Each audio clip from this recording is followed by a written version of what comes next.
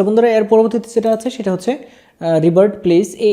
এইগুলো হচ্ছে আরও পরবর্তীতে কাজ, এটা বিগিনারের কাজ না, এগুলো হচ্ছে পরবর্তীতে আপনাদেরকে আমি বলবো। এখানে দেখতে পাচ্ছেন ইম্পোর্ট হচ্ছে যে কোনো একটা ফাইল যদি ইম্পোর্ট করতে চান, বিশেষ করে এখানে কিন্তু ইম্পোর্ট কী করতে পারবেন সেগুলো কিন্তু এখানে কয়েকটা ফরম্যাট দেওয়া আছে, যেমন পিডিএফ, ইমেজ, এগুলো ইম্পোর্ট করতে পারবেন। এক্সপোর্টও সেমভাবে করতে পারবেন, যে পাথ টু ইলাস্ট্রেটর, অর্থাৎ আপনি যদি ফটোশপে কোনো একটা কাজ করেন সেটা যদি ইলাস্ট্রেটরের পাথ হিসেবে যদি এক্সপোর্ট করতে চান সেটা আপনি করতে পারবেন। এটা এখানে করা যায়। এটা আসলে বিগিনারদের কাজ নয়, এটা যখন আমরা অ্যাডভান্স কাজ করব তখন আপনাদেরকে বিস্তারিত দেখাবো। ওয়ার্ক গ্রুপ দেখতে পাচ্ছেন এখানে এটা আছে, এইটাও আমি পরবর্তীতে দেখাবো একদম যখন এটার কাজ আসবে তখন দেখাবো, কারণ এখন যদি আমি দেখাতে যাই তাহলে আপনারা ঘুরিয়ে ফেলবেন। এরপরে হচ্ছে এখানে দেখতে পাচ্ছেন অটোমেট আছে, সেটাও আমি দেখাবো পরে। এখানে পেজ সেটআপ হচ্ছে এই একটা, দুইটা, তিনটা, চারটা, এই তিনটা হচ্ছে, এই চারটা হচ্ছে প্রিন্ট রিলেটেড। যেমন পেজ সেটআপে যদি আপনি ক্লিক করেন তাহলে পেজ সেটআপের অপশনটা এখানে আসবে, এই অপশনটা হচ্ছে প্রিন্ট রিলেটেড।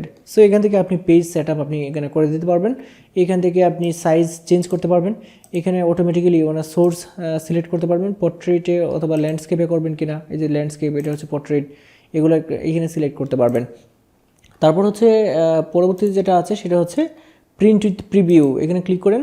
যদি এটা প্রিন্ট করতে চান তাহলে প্রিভিউ কীভাবে প্রিন্ট হবে সেটা দেখে তারপরে এখানে আপনি একদম সেটআপ করে সবগুলো স্কেল ফিট করে তারপর ব্যাকগ্রাউন্ডে কী হবে, বর্ডার হবে কিনা, ব্লিড হবে কিনা, সব কিছু এখানে আপনি দেখে তারপর কিন্তু আপনি এখানে প্রিন্ট করতে পারবেন যখন আপনার কম্পিউটারের সাথে প্রিন্টার কানেকশন থাকবে। পরবর্তীতে যেটা আছে সেটা হচ্ছে প্রিন্ট, এখানে যদি প্রিন্টে ক্লিক করেন তাহলে প্রিন্টের যে ডায়লগ বক্স আছে সেটা চলে আসবে, এবং প্রত্যেকটা এখানে ফাইলে ক্লিক করার পর প্রত্যেকটার কিন্তু শর্টকাট যেগুলো আছে, যে shift control P, alt control P, তারপর যে প্রিন্ট ওয়ান কপি, এটা হচ্ছে অল্টার শিফট কন্ট্রোল পি, এবং জাম্প টু আছে, জাম্প টু হচ্ছে এখানে অ্যাডোবি ইমেজ রেডি 7.0। এখানে আমরা যদি এটাতে ক্লিক করি তাহলে কিন্তু এই ইমেজ রেডিতে চলে যাবে এই ছবিটা, অথবা শিফট কন্ট্রোল এম এ চাপলেও কিন্তু এই শর্টকাটটা চাপলেও কিন্তু চলে যাবে। যেমন আমি এটাতে ক্লিক করছি, দেখতে পাচ্ছেন অ্যাডোবি ইমেজ রেডি, এই যে এটাতে কিন্তু চলে আসলো, এবং এখন কিন্তু আমরা ইমেজ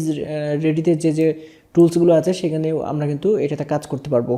সো আমরা ব্যাকে চলে যাচ্ছি, সো ফাইল মেনুতে ক্লিক করছি, ফাইল মেনুতে ক্লিক করে লাস্টে হচ্ছে এক্সিট। এখন যদি এক্সিটে ক্লিক করি তাহলে কিন্তু আমি এই যে সফটওয়্যারটা সেটা ক্লোজ হয়ে যাবে, এই যে এক্সিটে ক্লিক করছি সফটওয়্যারটা ক্লোজ হয়ে গেছে, দেখতে পাচ্ছেন। সো বন্ধুরা ক্লাস 2তে দেখানোর চেষ্টা করেছিলাম অ্যাডোবি ফটোশপ 7.0 এর ফাইল মেনু, এই যে ফাইল দেখতে পাচ্ছেন মেনু বারের ফাইল অপশনটা, সবটাই মোটামুটি দেখানোর চেষ্টা করেছি। যেগুলো অ্যাডভান্সের শেখার আছে, যেগুলো বিগিনারদের জন্য নয় সেগুলো বলিনি, সেগুলো হচ্ছে অ্যাডভান্সের জন্য রেখেছি, অ্যাডভান্সই আপনাদেরকে বলবো। তো বন্ধুরা আশা করি আজকের এই ভিডিওটা আপনাদের ভালো লেগেছে। যদি ভিডিও ভালো লাগে অবশ্যই ভিডিওটা লাইক করে দেবেন এবং শেয়ার করে দেবেন, এবং আপনি যদি আমার চ্যানেলে নতুন হয়ে থাকেন তাহলে চ্যানেলটি সাবস্ক্রাইব করে রাখবেন। আজকে ভিডিও এই পর্যন্তই, দেখা হবে নেক্সট ক্লাসে। সে পর্যন্ত সবাই ভালো থাকুন, আল্লাহ হাফেজ।